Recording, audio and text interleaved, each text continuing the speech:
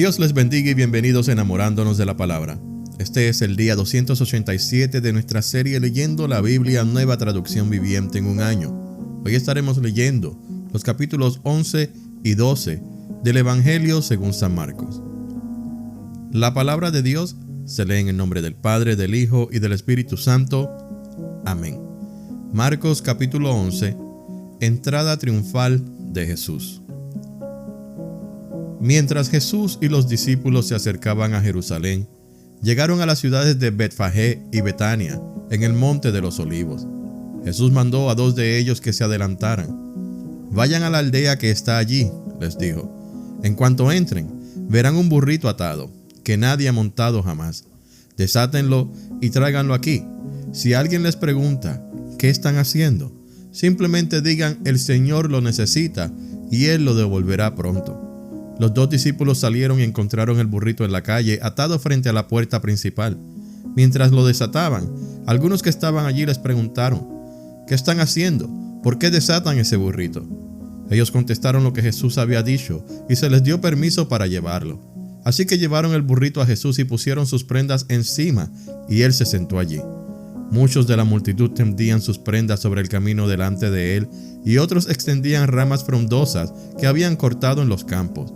Jesús estaba en el centro de la procesión y la gente que los rodeaba gritaba, «¡Alaben a Dios! ¡Bendiciones al que viene en el nombre del Señor! ¡Bendiciones al reino que viene, el reino de nuestro antepasado David! ¡Alaben a Dios en el cielo más alto!». Así Jesús llegó a Jerusalén y entró en el templo. Después de mirar todo detenidamente a su alrededor, salió porque ya era tarde. Después regresó a Betania con los 12 discípulos. Jesús maldice la higuera.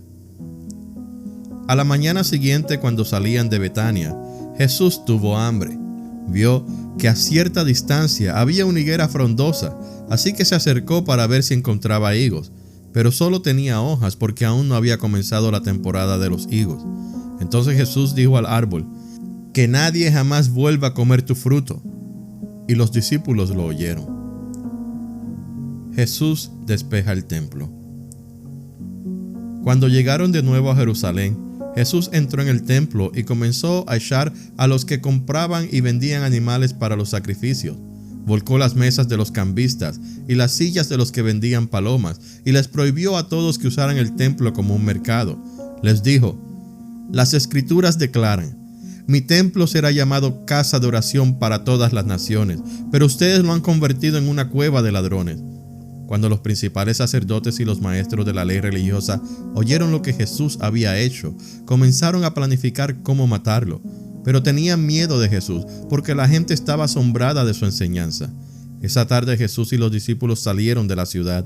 A la mañana siguiente, al pasar junto a la higuera que él había maldecido, los discípulos notaron que se había marchitado desde la raíz. Pedro recordó lo que Jesús había dicho al árbol el día anterior y exclamó, «¡Mira, Rabí! La higuera que maldijiste se marchitó y murió». Entonces Jesús dijo a los discípulos, «Tengan fe en Dios. Les digo la verdad, ustedes pueden decir a esta montaña, levántate y échate al mar, y sucederá, pero deben creer de verdad que ocurrirá y no tener ninguna duda en el corazón. Les digo, ustedes pueden orar por cualquier cosa y si creen que lo han recibido, será suyo. Cuando estén orando, primero perdonen a todo aquel contra quien guarden rencor, para que su Padre que está en el cielo también les perdone a ustedes sus pecados». Desafían la autoridad de Jesús. Nuevamente entraron en Jerusalén. Mientras Jesús caminaba por la zona del templo, los principales sacerdotes, los maestros de la ley religiosa y los ancianos se le acercaron. «¿Con qué autoridad haces todas estas cosas?», le reclamaron. «¿Quién te dio el derecho de hacerlas?». «Les diré con qué autoridad hago estas cosas si me contestan una pregunta», respondió Jesús. «La autoridad de Juan para bautizar, ¿provenía del cielo? Contéstenme». Ellos discutieron el asunto unos con otros. «Si decimos que provenía del cielo, preguntará por qué nosotros no le creímos a Juan. Pero, ¿nos atrevemos a decir que era mente humana?». Pues tenían el temor de lo que haría la gente, porque todos creían que Juan era un profeta. Entonces finalmente contestaron, «No sabemos». Y Jesús respondió: entonces yo tampoco les diré con qué autoridad hago estas cosas. Capítulo 12. Parábola de los agricultores malvados. Después Jesús comenzó a enseñarles con historias. Un hombre plantó un viñedo, lo cercó con un muro, cavó un hoyo para extraer el jugo de las uvas y construyó una torre de vigilancia. Luego les alquiló el viñedo a unos agricultores arrendatarios y se mudó a otro país. Llegado el tiempo de la cosecha de la uva, envió a uno de sus siervos para recoger su parte de la cosecha. Pero los agricultores agarraron al siervo, le dieron una paliza y lo mandaron de regreso con las manos vacías. Entonces el dueño envió a otro siervo, pero lo insultaron y le pegaron en la cabeza. Al próximo siervo que envió lo mataron. Envió a otros, a unos los golpearon y a otros los mataron, hasta que le quedó solo uno, su hijo, a quien amaba profundamente. Finalmente el dueño lo envió porque pensó: sin duda respetarán a mi hijo. Los agricultores dijeron unos a otros: aquí viene el heredero de esta propiedad, matémoslo y nos quedaremos con la propiedad. Así que lo agarraron, lo asesinaron y tiraron su cuerpo fuera del viñedo. ¿Qué creen que hará el dueño del viñedo?, preguntó Jesús. Les diré: irá y matará a esos agricultores y alquilará el viñedo a otros. ¿Nunca leyeron en las Escrituras: la piedra que los constructores rechazaron ahora se ha convertido en la piedra principal? Esto es obra del Señor, ¿y es maravilloso verlo? Los líderes religiosos querían arrestar a Jesús porque se dieron cuenta de que contaba esa historia en contra de ellos, pues ellos eran los agricultores malvados, pero tenían miedo de la multitud, así que lo dejaron y se marcharon. Los impuestos para el César. Después los ancianos enviaron a algunos fariseos y partidarios de Herodes para hacer que Jesús cayera en la trampa de decir algo por lo cual pudiera ser arrestado. Maestro, dijeron, sabemos lo honesto que eres imparcial y no tienes favoritismos. Enseñas con verdad el camino de Dios. Ahora dinos, ¿es correcto que paguemos impuestos al César o no? ¿Debemos o no pagarlos? Jesús se dio cuenta de su hipocresía y dijo: ¿por qué intentan atraparme? Muéstrenme una moneda romana y les diré. Cuando se la dieron les preguntó: ¿a quién pertenecen la imagen y el título grabados en la moneda? Al César, contestaron. Bien, dijo Jesús, entonces den al César lo que pertenece al César y den a Dios lo que pertenece a Dios. Su respuesta los dejó totalmente asombrados. Discusión sobre la resurrección. Después se acercaron a Jesús algunos saduceos, líderes religiosos que dicen que no hay resurrección después de la muerte. Le plantearon la siguiente pregunta: Maestro, Moisés nos dio una ley que dice que si un hombre muere y deja a una esposa sin hijos, su hermano debe casarse con la viuda y darle un hijo para que el nombre del hermano continúe. Ahora bien, supongamos que había 7 hermanos. El mayor se casó y murió sin dejar hijos. Entonces el segundo hermano se casó con la viuda, pero también murió sin dejar hijos. Luego el tercer hermano se casó con ella. Lo mismo sucedió con los 7 y aún no había hijos. Por último, la mujer también murió. Entonces dinos, ¿de quién será esposa en la resurrección? Pues los 7 estuvieron casados con ella. Jesús contestó: el error de ustedes es que no conocen las Escrituras y no conocen el poder de Dios. Pues cuando los muertos resuciten, no se casarán ni se entregarán en matrimonio. En este sentido, serán como los ángeles del cielo.